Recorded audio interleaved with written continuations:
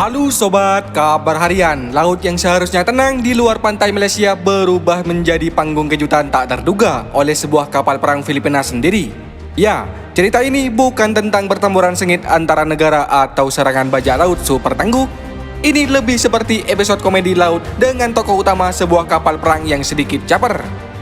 Kapal yang dimaksud adalah BRP Antonio Luna, salah satu fregat peluru kendali tercanggih di armada Angkatan Laut Filipina, lengkap dengan radar canggih, senjata modern, dan tentu saja nama yang terdengar seperti pahlawan sejarah.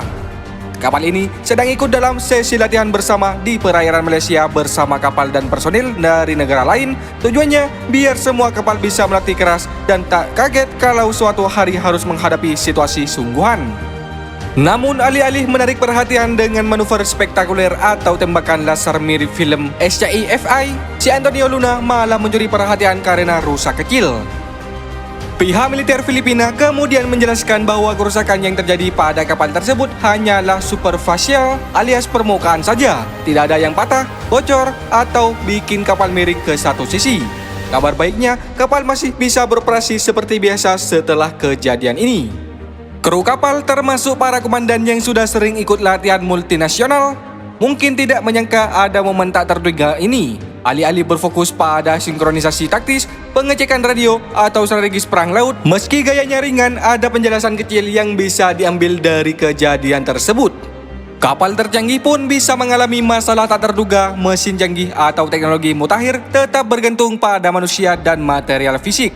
Latihan militer itu bukan cuma soal tembakan atau strategi, tetapi juga untuk menghadapi segala hal yang bisa terjadi di laut, termasuk kejadian drama kecil seperti ini.